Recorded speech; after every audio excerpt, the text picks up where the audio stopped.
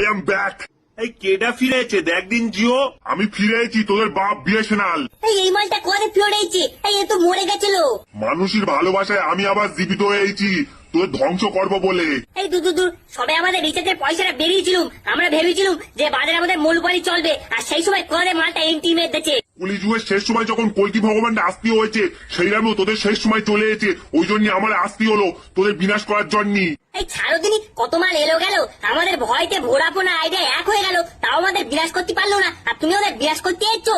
Jio confidence ভালো, over confidence ভালো না।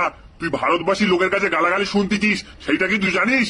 এই তুমি চুপ করো দিন, গরিবের মাসে এক কোথাকার। আরে আমার জানার দরকার নেই, আমার কাছে 5G নেটওয়ার্ক রয়েছে, এইটা আমি জানি। ভারতবর্ষের লোক একদিন না খেয়ে থাকতে পারবে, কিন্তু একদিন নেট না চালিয়ে থাকতে পারবে না। তাজা বলেও তো জিও ভাই, কিন্তু একখান কথা কি জানো, আরে ও তো 4G নেটটাই ভালো করে ধরে না এদিক ওদিকে, ও আর 5G সম্বন্ধে কি বুঝবে। ফিরছি খুব তাড়াতাড়ি ফিরছি 5G নিয়ে। আরে আমার সঙ্গে মানুষের ভালোবাসা আছে, মানুষের আশীর্বাদ আছে। তোদের যদি ভারতবর্ষ থেকে বার না করতে পারি, আমার নাম বিএসএনএল না।